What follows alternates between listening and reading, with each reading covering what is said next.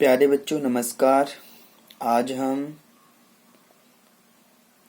Chapter Euclid की ज्यामिति का परिचय इस चैप्टर में जो कि चैप्टर 5 है। आज हम यूक्लिड की 5वीं अवधारणा के समतुल्य रूपांतरण का अध्ययन करेंगे। आज का हमारा टॉपिक है यूक्लिड की 5वीं अवधारणा के समतुल्य रूपांतरण, अर्थात जो यूक्लिड की 5वीं अवधारणा है उसको किस प्रकार से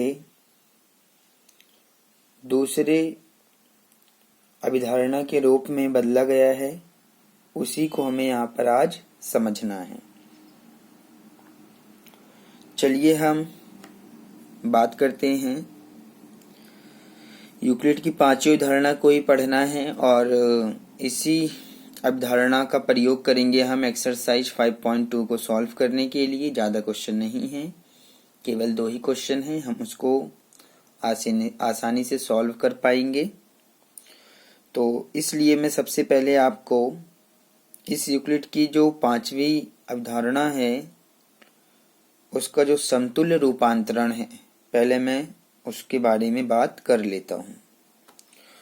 तो जो यूक्लिड की 5वीं अवधारणा है वो इस प्रकार से है। प्रत्येक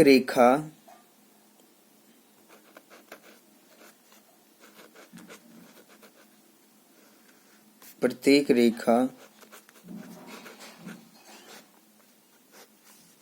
यल और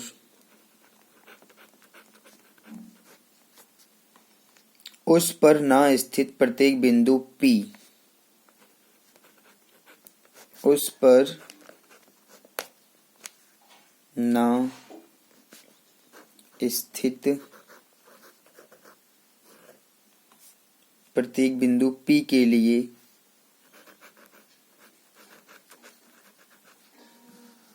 प्रत्येक बिंदु P के लिए एक अद्वितीय रेखा M ऐसी होती है, एक अद्वितीय रेखा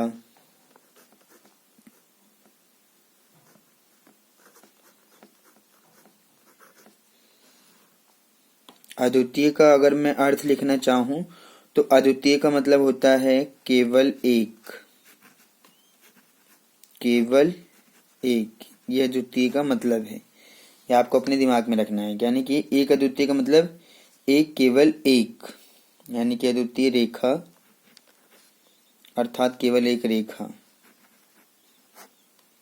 रेखा M ऐसी होती है, M ऐसी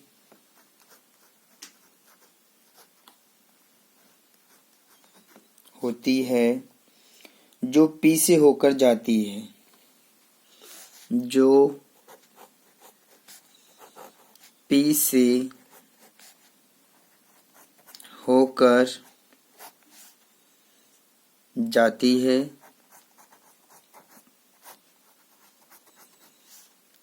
और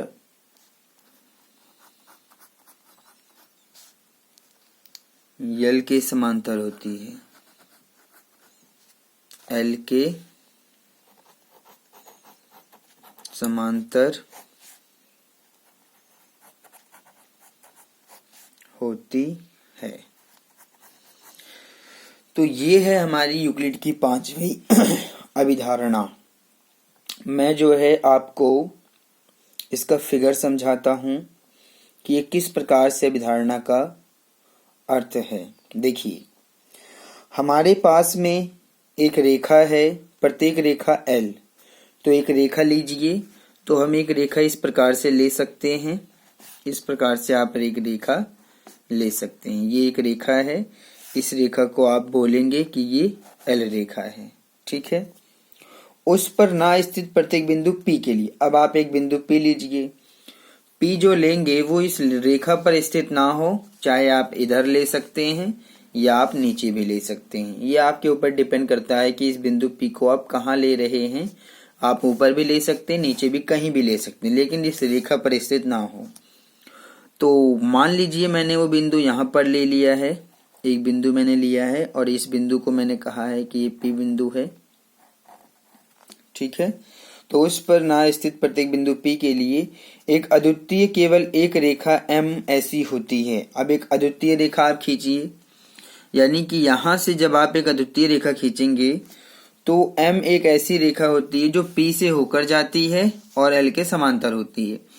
यानी कि केवल एक ही रेखा यहां से आप खींचेंगे, केवल एक रेखा खींचेंगे और ये जो रेखा होगी वो रेखा होगी M, और ये जो रेखा है M वो P से होकर जाती है और L के समांतर है। यही चीज आपको समझना था। ठीक है, यानी कि जो ये L रेखा है इस पर ना स्थित कोई बिंदु P इस प्रकार से होती है, केवल एक ही रेखा बनेगी ये P केवल, यानी कि जो M है वो केवल एक रेखा है जो L के समांतर होती है।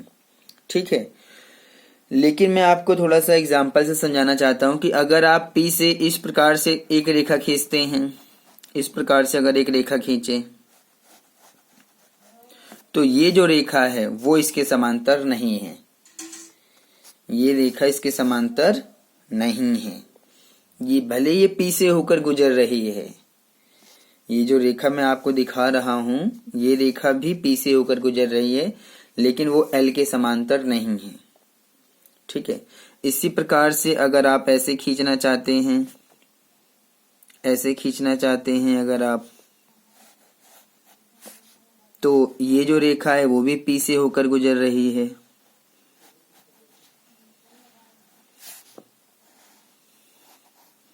ठीक है, तो ये केवल आपको समझना है कि इनमें से कौन सी रेखा है जो इस L के समांतर है।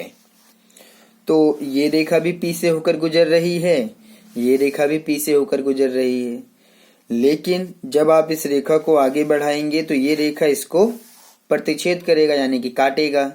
तो समांतर रेखाएं तो एक दूसरे को कभी नहीं काटती हैं, तो इसका मतलब ये रेखा इसके समांतर नहीं रहेगी।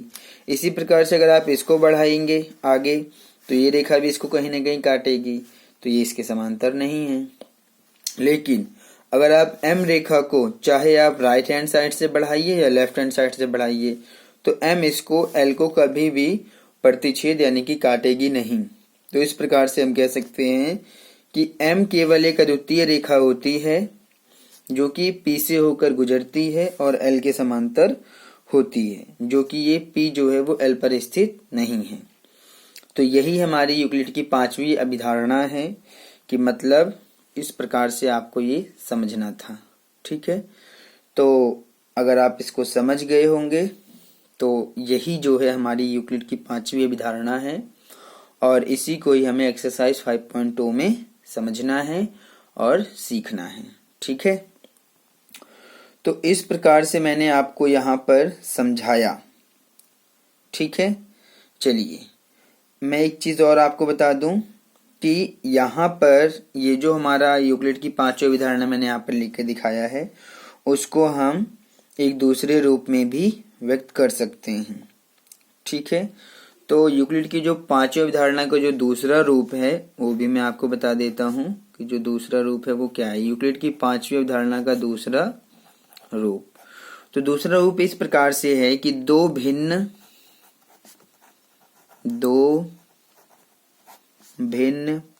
प्रतिच्छेदी रेखाएं,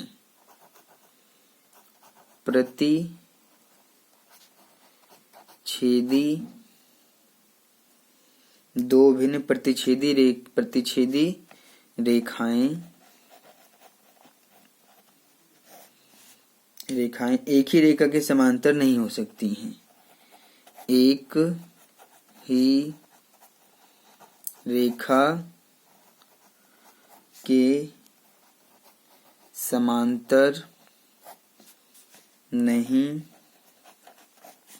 हो सकती है।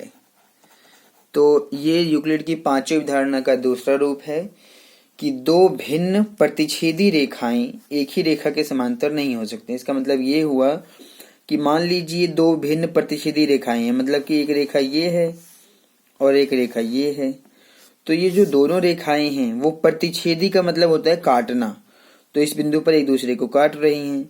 अगर हम इस बिंदु को P मान लें तो और ये रेखा दोनों ही प्रतिच्छेदी रेखाएं हैं, तो दो भिन्न प्रतिच्छेदी रेखाएं एक ही रेखा के समांतर नहीं हो सकती। यानी कि अगर हम यहाँ पर एक रेखा ले लें और इस रेखा को L बोल दें तो ना तो ये रेखा इसके समांतर होगी और ना ही ये रेखा इसके समांतर होगी। तो इस प्रकार से ये दूसरा रूप है हमारा यूक्लिड की पांचवी अवधारणा का, ठीक है ना। तो दो भिन्न प्रतिच्छेदी रेखाएं एक ही रेखा के समांतर नहीं हो सकती हैं, यही आपको यहाँ पर समझना है, ठीक है। क्योंकि अगर आप इसको आगे बढ़ाएंगे और इसको भी आगे बढ़ाएंगे तो एक दूसरे को कहीं ना कहीं काटेंगे। इसी प्रकार से अगर आप इसको आगे बढ़ाएंगे और इसको भी आगे बढ़ाएंगे तो ये भी एक दूसरे को कहीं ना कहीं काटेंगे। तो जब दो रेखाएं एक दूसरे को काटने लग जाती हैं तो वो समांतर रेखाएं नहीं होती हैं, उन्हें हम बोलते हैं प्रतिच्छेदी रेखाएं, क्योंकि वो एक दूसरे को काट रही होती हैं। और अगर दो रेखाएं एक दूसरे को कभी भी प्रतिच्छेद ना करे तो वो होती हैं समांतर रेखाएं, ठीक है। परिभाषाएं तो मैंने आपको सभी का लिखवाया है, समझाया भी है, तो आप चीजों को दिमाग में रखिए और अच्छे से समझिए कि किस प्रकार से हम यहाँ पर यूक्लिड की पांचवी अवधारणा को पढ़ रहे हैं और इसमें हमें क्या समझना है, क्या सीखना है, इसके ऊपर आप अपना फोकस कीजिए। तो ये जो यूक्लिड की पांचवी अवधारणा है ये मैं आपको समझा चुका हूँ, बता चुका हूँ।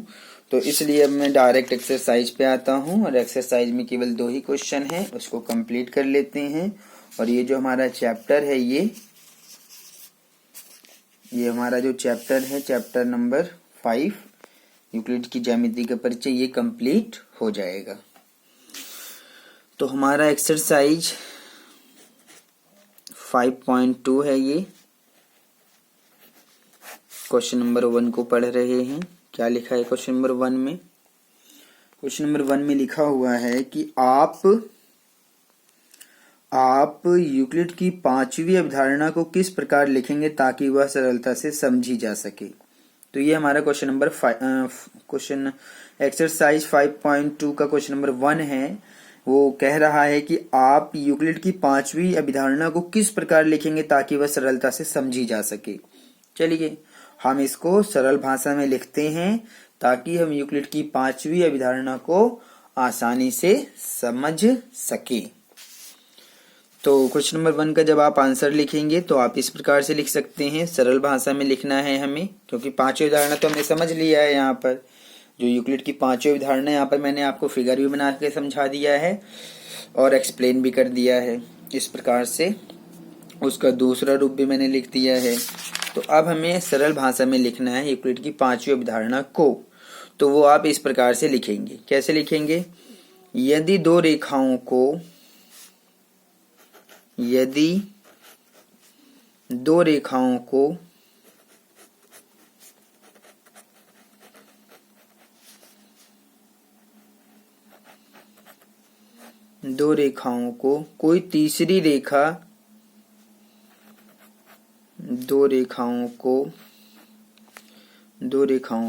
कोई तीसरी रेखा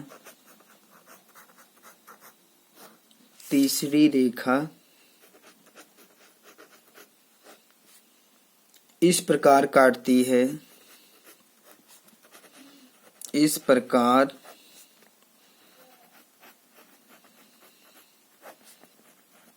काटती है, कि एक ही और बने आंतरिक कोणों का योग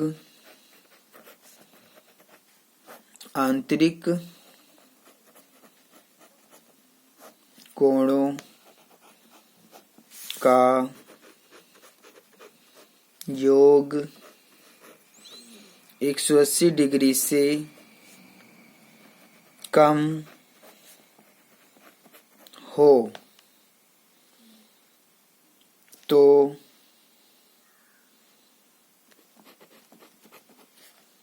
दोनों रेखाएं एक दूसरे को प्रतिच्छेद करती हैं। एक दूसरे को प्रतिच्छेद करती हैं।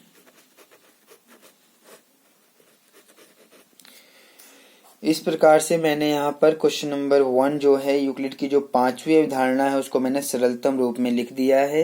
यहाँ पर मैंने लिखा है कि यदि दो रेखाओं को कोई तीसरी रेखा इस प्रकार काटती है कि एक ही ओर बने आंतरिक कोणों का योग 180 डिग्री से कम हो तो दोनों रेखाएं एक दूसरे को प्रतिच्छेद करती हैं। तो अगर मैं इसको समझाना चाहूँ फिगर के माध्यम से तो चलिए मैं फिगर के माध्यम से भी समझा देता हूँ ताकि ये जो है आपको आसानी से और अच्छे से समझ में आ जाए। ठीक है, देखिए हमारे पास में ये एक रेखा है, हमारे पास में ये एक दूसरी रेखा है। ठीक है, तो ध्यान से देखिए, इस रेखा को हम M मान लेते हैं और इस रेखा को N मान लेते हैं। तो यदि दो रेखाओं को कोई तीसरी रेखा इस प्रकार काटती है, मान लीजिए एक तीसरी रेखा यहाँ पर L है, ये एक तीसरी रेखा L है और वो इन दोनों ही रेखाओं को इस बिंदु पर और इस बिंदु पर काट रही है। ठीक है, तो इस प्रकार से जब ये काट रही है तो यहाँ पर लिखा है कि एक ही ओर बने आंतरिक कोणों का योग, यानी कि आपको एक ही ओर बनाना है, यानी कि इस तरफ कर लीजिए, एक ही ओर बने आंतरिक कोणों का योग, यानी कि ये वाला कोण और ये वाला कोण, इन दोनों कोणों का जो योग है वो 180 डिग्री से कम है। अगर आप इन दोनों कोणों को ध्यान से देखेंगे तो इन दोनों कोणों का योग 180 डिग्री से कम है। ठीक है, तो दोनों रेखाएं एक दूसरे को प्रतिच्छेद करती हैं, तो यानी कि अगर आप इन दोनों रेखाओं को आगे बढ़ाएंगे तो वो कहीं ना कहीं एक दूसरे को प्रतिच्छेद जरूर करेंगी। तो इस प्रकार से इसका फिगर हो गया जो कि मैंने यहाँ पर आपको समझा दिया है। ध्यान दीजिएगा कि ये दो रेखाएं हैं, इन दोनों रेखाओं को ये तीसरी रेखा काट रही है और इस प्रकार से काट रही है कि एक ही ओर बने जो आंतरिक कोणों का योग है वो 180 डिग्री से कम है। और अगर दो कोणों का योग इस प्रकार से बना हुआ है और आंतरिक कोणों का योग 180 डिग्री से कम है तो दोनों रेखाएं एक दूसरे को प्रतिच्छेद करती हैं, अर्थात एक दूसरे को काटती हैं। तो अगर आप इसको आगे बढ़ाएंगे और इसको आगे बढ़ाएंगे तो एक दूसरे को ये जरूर प्रतिच्छेद करेंगी। तो इस प्रकार से हमारा ये यूक्लिड की 5वीं अवधारणा को आप सरलता से समझ सकते हैं। यही यूक्लिड की 5वीं अवधारणा हमें समझाना चाहती है। ठीक है, अब हम आगे बढ़ते हैं और क्वेश्चन नंबर 2 जो इसका है उसको हम और सॉल्व कर देते हैं। क्या लिखा है क्वेश्चन नंबर 2 में, क्या लिखा है? इसमें लिखा है कि क्या यूक्लिड की 5वीं अवधारणा से समांतर रेखाओं के अस्तित्व का औचित्य निर्धारित होता है? स्पष्ट कीजिए। तो बिल्कुल होता है। तो ये हमारा क्वेश्चन नंबर 2 है, इसको भी हम चलिए सॉल्व कर लेते हैं। तो इसमें लिखा हुआ है कि क्या यूक्लिड की 5वीं अवधारणा से समांतर रेखाओं के अस्तित्व का औचित्य निर्धारित होता है? स्पष्ट कीजिए। बिल्कुल होता है। चलिए स्पष्ट कर लेते हैं। तो हम यहाँ पर लिखेंगे, क्या लिखेंगे हम यहाँ पर? हम यहाँ पर लिखेंगे कि हाँ, यूक्लिड की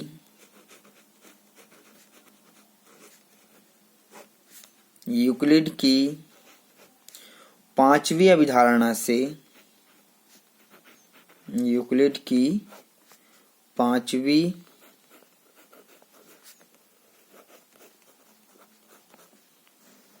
अवधारणा से समांतर रेखाओं के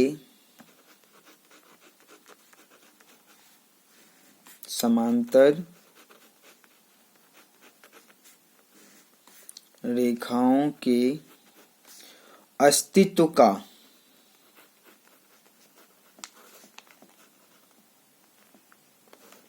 अस्तित्व का औचित्य निर्धारित होता है।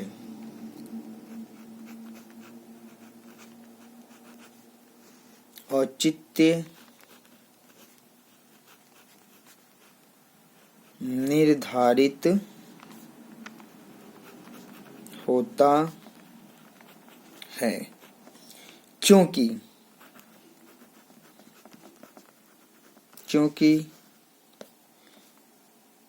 यदि दो रेखाओं को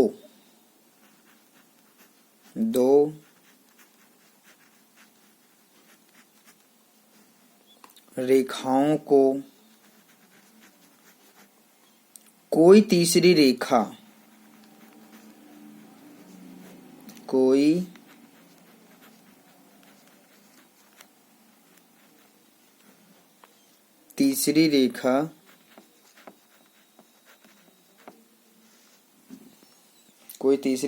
इस प्रकार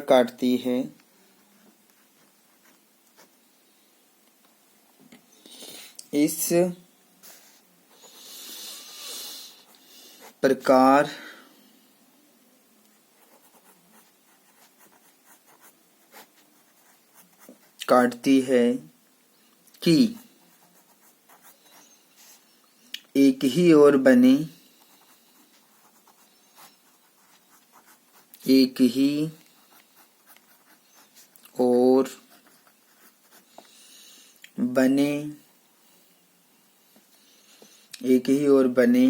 आंतरिक कोणों का योग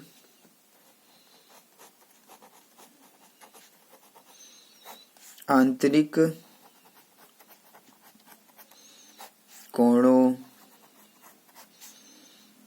का योग 180 डिग्री से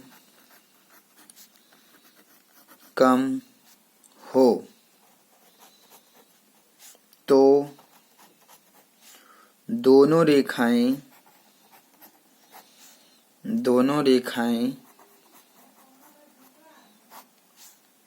एक दूसरे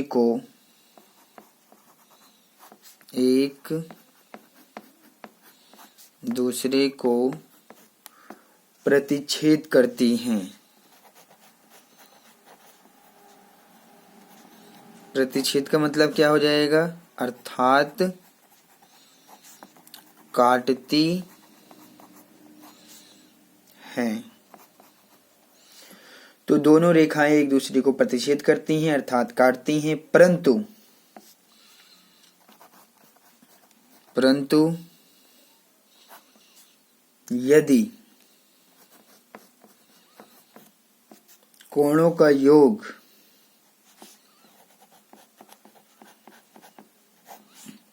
कोणों का योग 180 डिग्री हो तो रेखाएं एक दूसरे को यानी कि परस्पर को बोला जाता है एक दूसरे को, अर्थात एक दूसरे को प्रतिच्छेद नहीं करती हैं। प्रतिच्छेद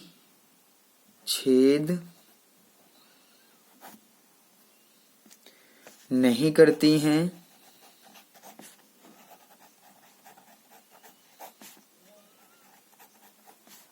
अर्थात वे समांतर होती हैं। अर्थात दोनों रेखाएं एक दूसरे के समांतर होती हैं। एक दूसरे के